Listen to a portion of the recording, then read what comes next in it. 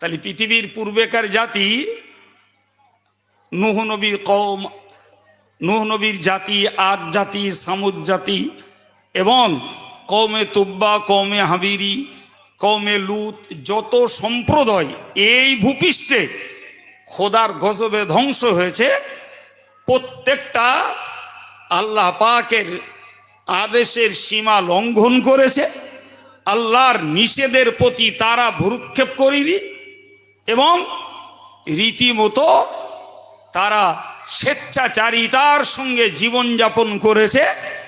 আল্লাহ পাক চূড়ান্ত সময়সীমা পর্যন্ত তাদের সুযোগ দিয়েছেন, এরপরে তারা ফিরিনি, তাদেরকে আল্লাহ জায়গায় ফেলে ধ্বংস করেছে।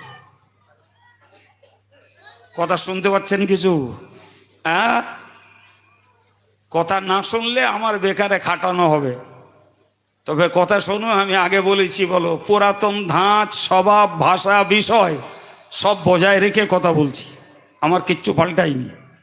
চটকদারি কথাও বুঝিও না, লোক হাসানো ঠাট্টা করা কথাও বুঝিও না। পেলেন এই জাতির ব্রেন কালচার করা কিছু কথা বলতে চেষ্টা করি। কি বলেছি বলেন তো? আদ জাতি ধ্বংস হয়েছে, সামুদ জাতি ধ্বংস হয়েছে, লুতের জাতি ধ্বংস হয়েছে, তুব্বা জাতি ধ্বংস হয়েছে, হিমায়ারের জাতি ধ্বংস হয়েছে, ফেরাউনের জাতি ধ্বংস হয়েছে, নমরুদের জাতি ধ্বংস হয়েছে। সব এই ভূপৃষ্ঠে, আলাদা কোনো জগতে না, ইতিহাসের পাতার গোপন কোনো পৃষ্ঠায় না, আর এই বাস্তবের কোনো বাইরে না, সব এই ভূপৃষ্ঠে।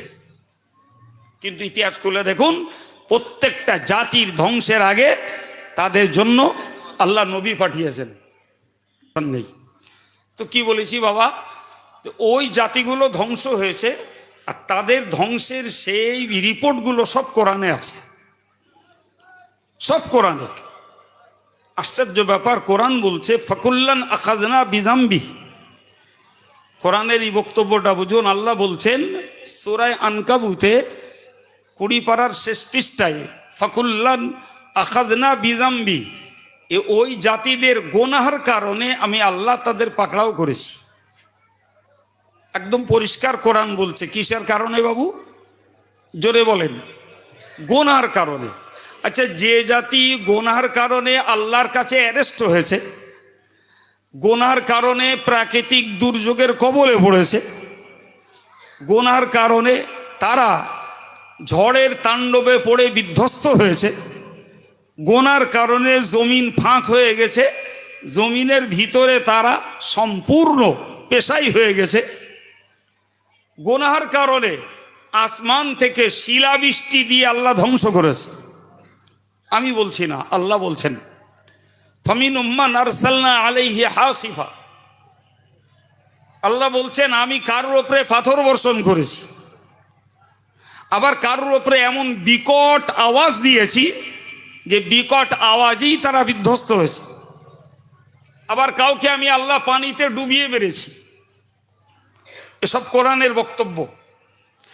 বাবা, তাহলে আমাদের পূর্বেকার জাতি যারা খোদার গজবে ধ্বংস হয়েছে, আল্লাহ পাক এক কথায় বললেন এদের গুনাহের কারণে ওদেরকে আমি অ্যারেস্ট করেছি, ওদের গুনাহের কারণে ওদেরকে পাকড়াও করেছি।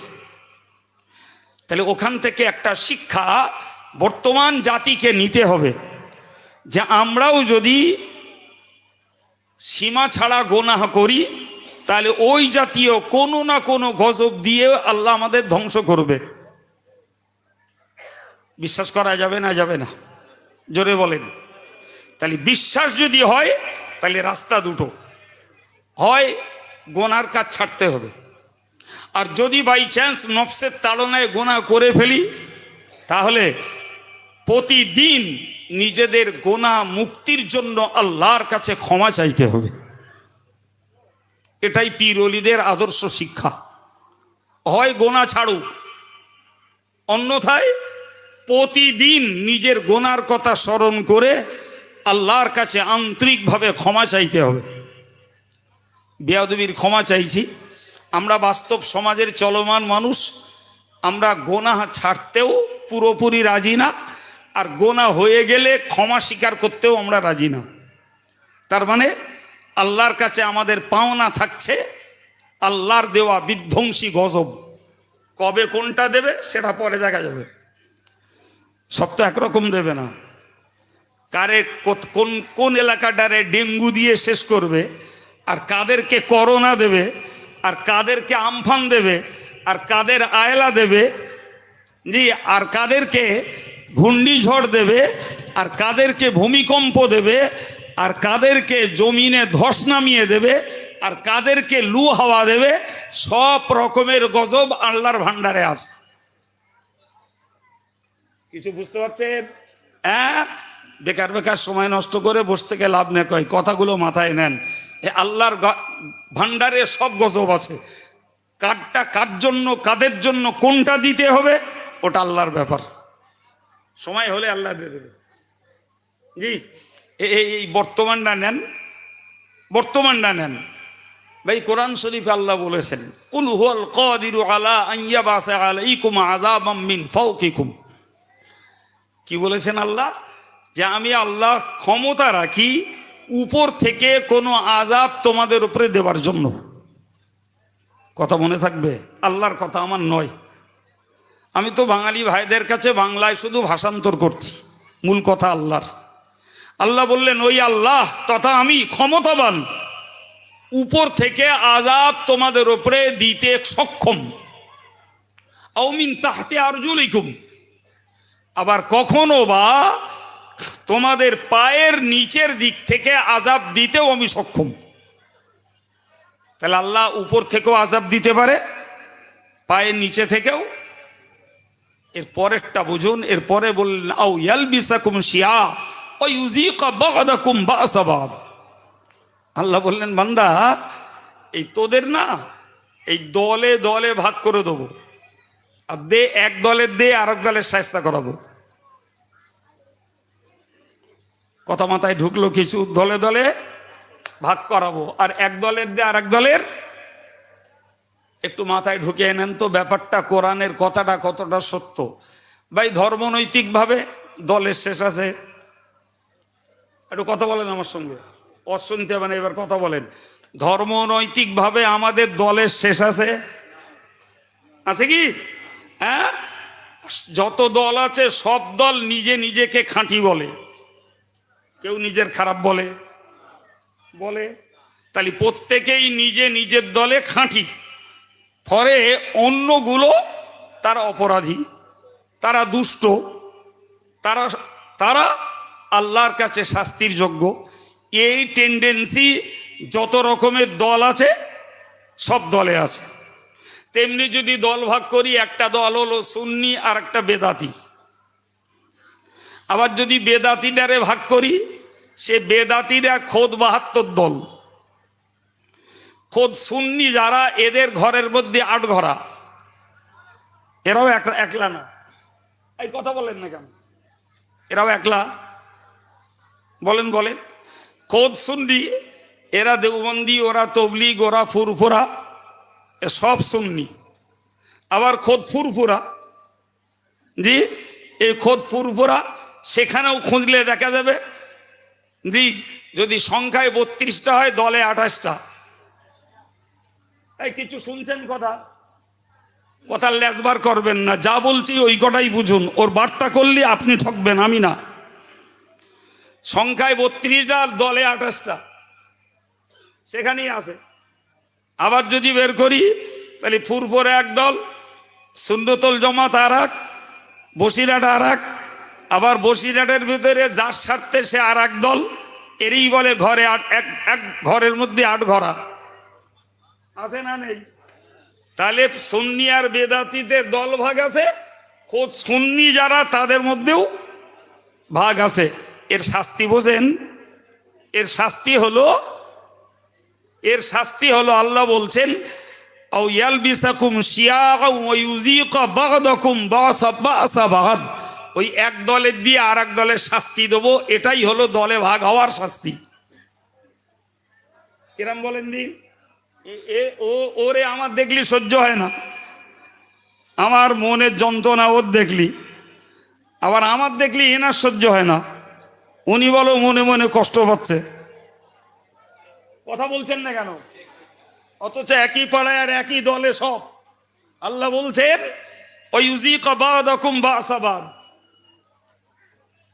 সবাই নামাজি, সবাই রোজাদার, সবাই সিলসিলায় ফুরফুরার কথা বলছে, সবাই সুন্নতুল জামাতের কথা বলছে, সবাই ভালো কথা বলছে, কিন্তু এর ভিতর দিয়েও নিজেদের এই দলাদলি, নিজেদের এই বিভ্রান্তি, নিজেদের এই মিসআন্ডারস্ট্যান্ডিং, ভুল বোঝাবুঝি, একে অপরেরটাকে সইতে পারি না, মেনে নিতে পারি না বলেই প্রত্যেকেই মানসিক যন্ত্রণার কষ্ট ভোগ করছে। কেউ তার মসজিদ এলাকায়, কেউ তার মাদ্রাসা এলাকায়, কেউ তার পাড়ায়, কেউ তার মহল্লায়। খোঁজ করুন, আব্দুল কাইয়ুমের কথা যদি 100%-এর 1% মিথ্যা হয়, এখানে এসে ক্ষমা চেয়ে যাব। এটাই খোদার গজব, এটাই খোদার দেওয়া শাস্তি।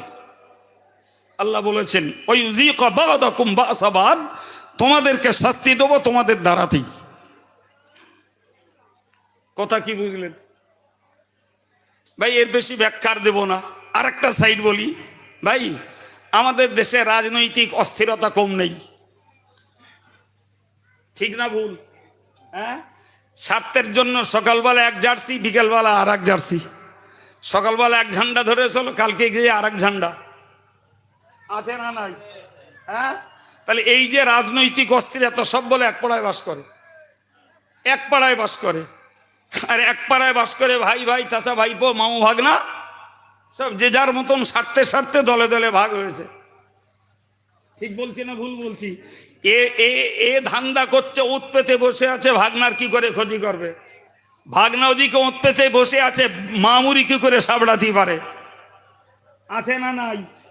হ্যাঁ, চাস্তো ভাই খানা কেটে বসে রয়েছে, আর এক চাস্তো ভাইরে বিপদে ফেলবে বলে, আর ও চাস্তো ভাই আর একদিকে খানা কেটে বসে রয়েছে, ওরে কি করে নিঃস্ব বানানো যায় তার ফাঁদ পেতে।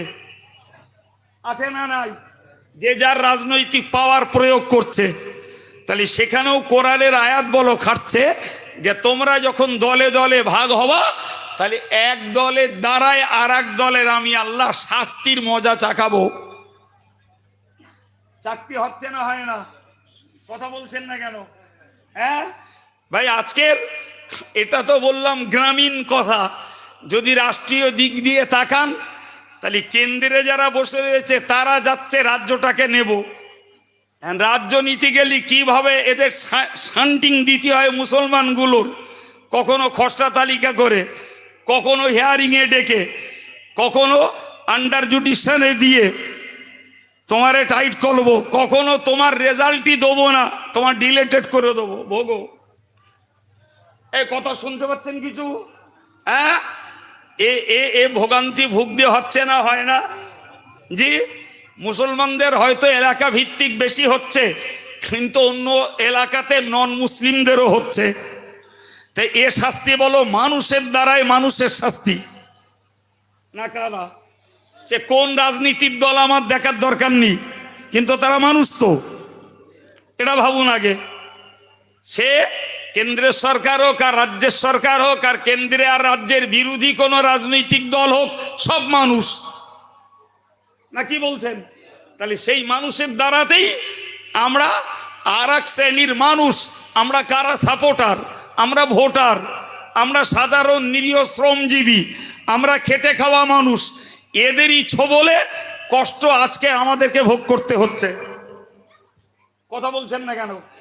বিশ্বাস করুন, ভোটার তালিকায় ভুল নাম আমরা লিখতে যাইনি, আই কার্ডে ভুল নাম আমরা বলিনি, আধার কার্ডে আর প্যান কার্ডে ভুল নাম আমরা করিনি, পাসপোর্টের ভুল নাম আমরা দেইনি। যা করেছে সব ওই জালিয়াতের অফিসাররাই।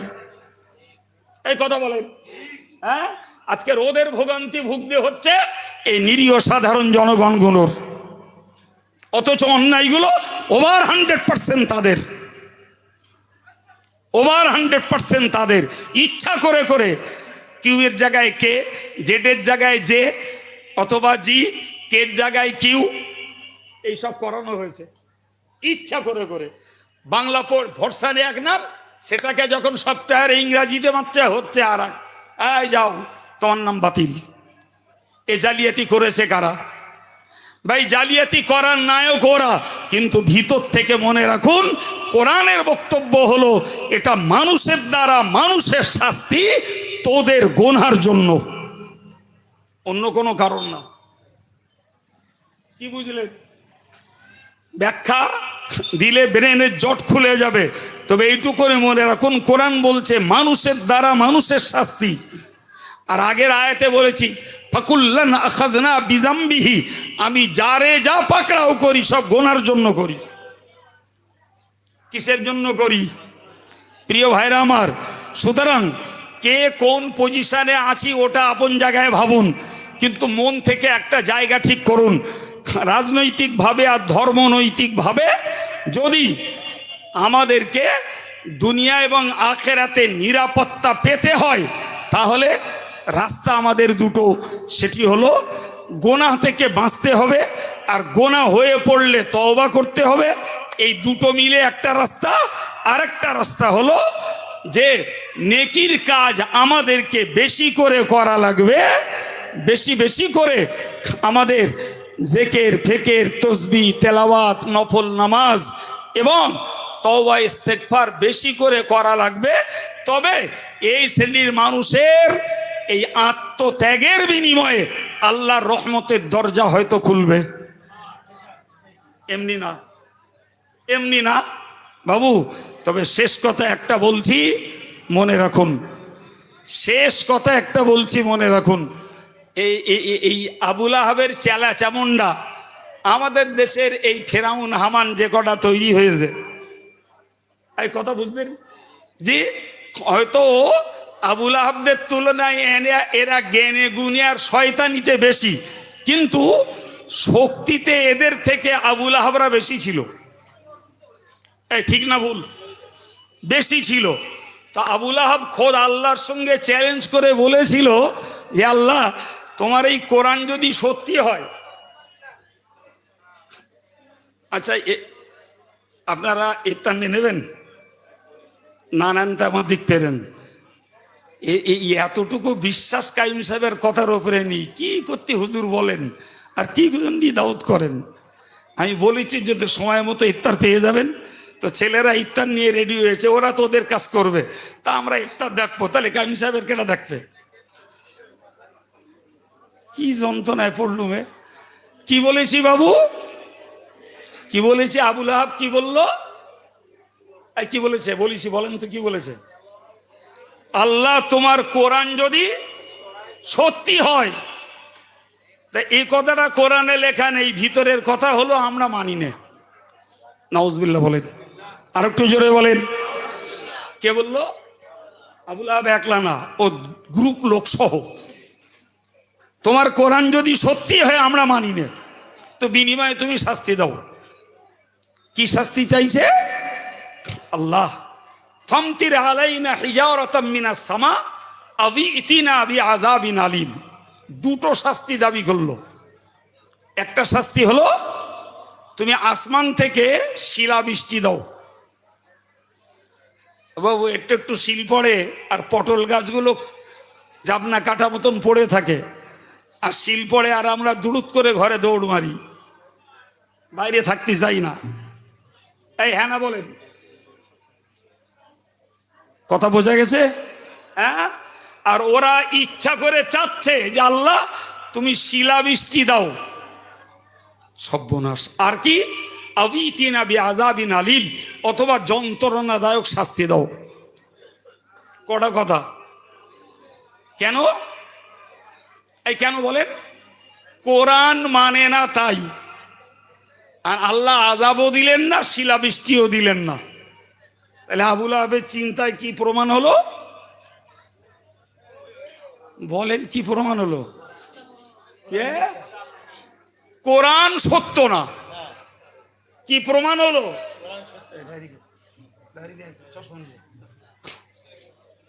কি নেই বাবা? কোরআন। আশ্চর্য ব্যাপার, এত বড় কথা আল্লাহ আযাব দেননি, শিলাবৃষ্টিও। তাহলে ওর কাছে প্রমাণ হলো কোরআন সত্য না। ভাই নবীর এই কথাটা নবীর মনের কাছে আনন্দের না দুঃখে? তাড়াতাড়ি বলেন দিন। দুঃখের, বিরাট কষ্টের, যে আল্লাহ ওরা আমার গাল দিচ্ছে, ওরা আমারও গালি দিচ্ছে, ভৎসনা করছে, তিরস্কার করছে, কুৎসা রটনা করছে, এত কিছু ওরা করছে। ইভেন শেষ পর্যন্ত আল্লাহ ওরা তোমাকে মিথ্যাবাদী বলছে, তোমার কালাম কোরআনকে মিথ্যাবাদী বলছে, আমাকে তারা মিথ্যাবাদী বলছে, তারপরেও আল্লাহ তোমার গজব ওদের উপরে হলো না। তার মানে ওদের কাছে প্রমাণ হবে কি ওই সবগুলো মিথ্যা। প্রিয় ভাইরা, মুরব্বীরা একটু ভেবে বলবেন, আজকের যুগ আর ওই যুগটা একসঙ্গে মিলিয়ে নেন। আজকের যারা গাল দেয়, সমালোচনা করে, ন্যায় অন্যায় বুঝবার মতো মুরদ নেই, পড়ে না, বোঝে না, শেখে না, জি শুধু হিংসা করাই কাজ। আর এই করে গাল দিয়ে, ফজিয়াত করে, সমালোচনা করে, শত্রুতা করে, দলবাজি করে গোটা বাংলাটাকে আগুন লাগাচ্ছে। অথচ এদের উপরে খোদার গজব হচ্ছে না। খোদার গজব, জি আমার রাজনীতি বন্ধ নিয়ে, সমাজনীতি বন্ধ নিয়ে, আমার জলসা বন্ধ নিয়ে, আমার তদবির বন্ধ নিয়ে, আমার দাওয়াতের টাকা কম নিয়ে, আমার সম্মান কম নিয়ে, আমার জিন্দাবাদ কম নিয়ে, সব কিছু তুঙ্গে চলছে। অতএব আমরা ঠিক, আর যারগা গাল দিচ্ছে ওরা সব বলেন বলে ওরা মিথ্যা, ওরা অপরাধী, ওরা অসাধু। ফলে আমাদের কিচ্ছু হচ্ছে না, দাপটে চলছে। কোরআন কি বলছে? জি ওরা নবীর নামে গালি দিল, খোদার গজব আসার কথা, ওরা কোরআনকে মিথ্যা বলল, খোদার গজব আসার কথা, কিন্তু তারপরেও খোদার গজব ওদের উপরে এলো না। আমার আল্লাহ নবীর মনোভাব বুঝে কোরআন নাজিল করেন, করে বললেন, ওগো নবী শোনো, ওরা গজবের উপযুক্ত, শাস্তির উপযুক্ত আজকে হয়নি, এর অনেক আগে হয়েছে। এই আমার দিকে তাকান, অনেক আগে হয়েছে। ওমালাহুম আল্লাহ ইউআযযিবাহুমুল্লাহ, কেন ওরা আমার গজবের উপযুক্ত হবে না? ওহুম ইয়াসুদ্দুনা আনিল মাসজিদিল হারাম, ওরা আমার কাবাতে আমার বান্দাদের নামাজ পড়তে দেয়নি। ওরা আমার কাবায় আমার বান্দাদের, ওহুম ইয়াসুদ্দুনা আনিল মাসজিদিল হারাম ওমা কানা সালাতুহুম ইনদাল বাইতি ইল্লা মুকাউ ওয়া তাসদিয়া। কিছু বান্দা যারা নামাজ পড়তে যেত, আর এরা হাতে তালি বাজিয়ে আর গালে সিটি বাজিয়ে এরা নামাজে বিঘ্ন ঘটাতো। সেই জাতি এরা, সেই জাতি এরা। এরা মাদ্রাসা তৈরি করতে দেয়নি, এরা দিন শিখতে দেয়নি, এরা তরিকত শিখতে দেয়নি, এরা ইলমে তাসাউফ বোঝে না, এরা কাদরিয়া তরিকা বোঝে না, এরা চিশতিয়া বোঝে না, এরা নকশবন্দিয়া বোঝে না, এরা মুজাদ্দিদিয়া বোঝে না। শুধুমাত্র পীরেদের নামে জিন্দাবাদ দিয়ে লুটে খাওয়াই এদের ধান্দা। আসলে কিচ্ছু বোঝে না এরা। এরা না ইলমে জাহিরি বোঝে, না ইলমে বাতিনি বোঝে, শুধু মূর্খগুলোকে বোকা বানিয়ে লুটাই এদের কাজ। আর যাতে জনগণের চোখ ফুটে যায়, তাই এরা কাফের, ওরা বেঈমান, ও মুনাফিক, ও জাহান্নামী, ও সাই গোষ্ঠী জাহান্নামী, এ ফতোয়াবাজি ফুলদমে চলছে, অথচ খোদার গজব হয় না। এই কথা বুঝতে পারছেন কিছু? আমার আল্লাহ বললেন, নবী আবুল আহাবরা এত কিছু করলো, আমি গজব দেইনি মানে ওরা গজব পাওয়ার উপযুক্ত না, ব্যাপারটা এটা না নবী রে। গজব দেইনি তার একান্ত কারণ তুমি ওদের মাঝে আছো, তোমার সম্মানের খাতিরে ওদেরকে গজব দিয়ে ধ্বংস করে দেইনি। এই কথা শুনতে পাচ্ছেন? মর্যাদাকার, মর্যাদাকার, মর্যাদায় মিথ্যুক, চটকদার, ধোঁকাবাজ, গালিদাতা, মিথ্যা ফতোয়া দাতা, আর জনগণের কাছ থেকে বোকা বানিয়ে লুটে খাওয়া এদের মর্যাদা না। মর্যাদা যারা অমরত্ব লাভ করে, আল্লাহর যে অলিগুলো বাংলার মাটির নিচে শুয়ে আছে, তাদের মর্যাদার খাতিরে এদের ইজ্জত আর এরা বেঁচে যায়। কথা বুঝতে আসছেন? আল্লাহ বললেন এই জন্য গজব দেই না। আমার নবী এক মুহূর্তের ভিতরে ভেবে নিলেন যে এই যদি ঘটনা হয় তাহলে আমি যখন থাকবো না আর আমার জাতি যখন পাপ কাজ করবে, আমার জাতি যখন পাপ কাজ করবে, তখন তো আমার আল্লাহ এদেরকে ধ্বংস করে দেবে। আজকে যখন আমি আছি বলে করছে না বলেছেন আল্লাহ, তাহলে আমি যখন থাকবো না তখন ধ্বংস করবে, এটা পরিষ্কার।